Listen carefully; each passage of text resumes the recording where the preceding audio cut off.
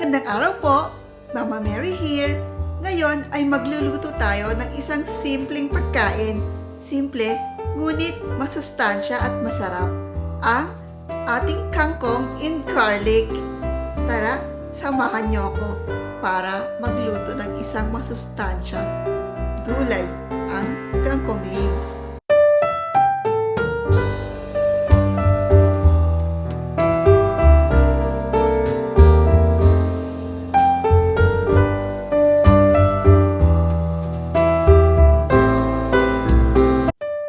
Ngayon ay ihahanda na natin ang mga kailangan nating ingredients para sa ating lulutuing kangkong garlic. Ayan, kailangan natin ng 3 bungkos na kangkong. Ayan, ang fresh na mga kangkong natin, di ba? Alam niyo po ba na dito na rin sa Dubai itinanim ang mga kangkong na ito? Ang galing, di po ba? May kangkong na rin sa isang disyertong lugar.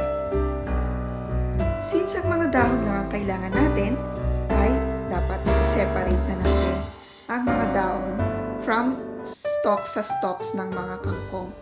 Ayan, gumamit tayo ng gunting para kunin ang mga dahon ng kangkong.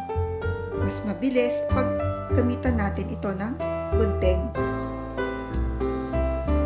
At syempre, piliin lang natin yung mga maaayos na dahon. Ayan. Alam niyo po ba na napakasustansya ng mga kangkong? Mababa po ang kangkong sa calories at fats at rich in vitamins, lalong-lalo na sa vitamin A. At syempre, rich in antioxidants and minerals.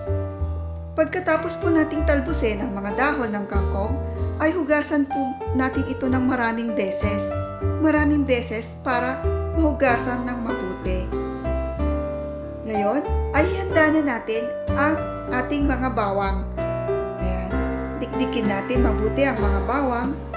Ayan, at hiwain ng maliliit. I-mince natin ang ating mga bawang ng maliliit.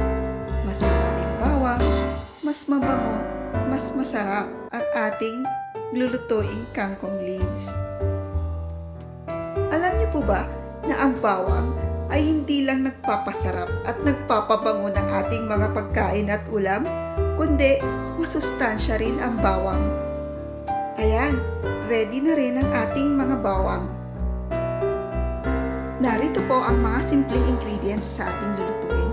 Siyempre, ang ating kangkong leaves, ang mantika, bawang, oyster sauce, soy sauce, at black pepper. Mga simpleng kailangan natin. Ayan, magluto na tayo. Sa ating pan, pag mainit na ay ilagay na natin ang ating mantika. Ayan, painitin natin ng konti ang ating mantika. Pagkatapos ay simulan na nating ilagay ang ating minced garlic. Ayan. Kailangan nasa medium heat lang. Ayan. Isa natin ang ating minced garlic.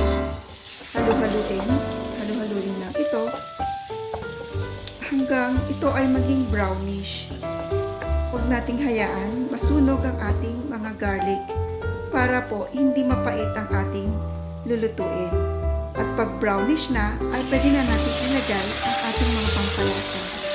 Ang soy sauce, ang ating oyster sauce. Ayan. Pag wala po kayong oyster sauce, ay pwede naman po kahit walang oyster sauce.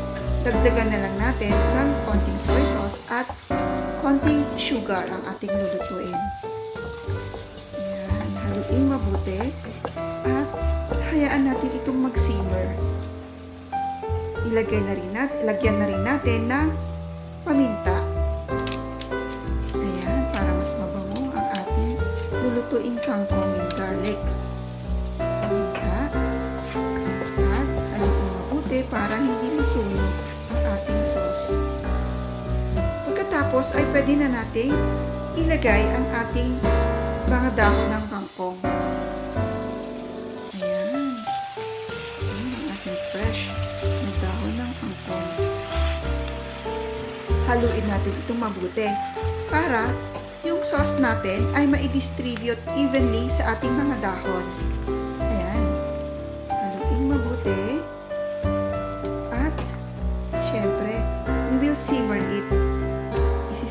natin ng mga ilang sandali. Hindi na po natin kailangan magdagdag pa ng tubig kasi magtutubig po ang ating mga dahon. Makikita nyo mamaya na kahit hindi natin nilagyan ng water ang ating niluluto, ay magsasabaw ang ating mga dahon ng kangkong. Hayaan natin mag-simmer. Ayan, makikita nyo po, nagtubig na po, nagsabaw na po ang ating nilulutong kangkong. Ayan, mabilisan lang po ang pagluto ng ating kangkong with garlic. Ayan, pakuluin lang ng 2 minuto. Napakabango na ng ating nilulutong kangkong. Amoy na amoy ko na ang bango ng bawang. Ayan. Mabilisang luto lang po ang kangkong leaves at napakasimple, murang ulam at madaling lutuin.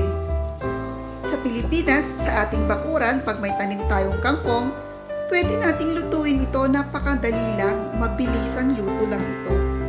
Ayan, mukhang luto na ang ating masarap na kangkong in garlic. Mabango at masarap. At ready to serve na ang ating kangkong in garlic. Ito na po ang ating kangkong in garlic. Napakasarap, di po ba? Napakasarap, itsura pa lang, masarap na.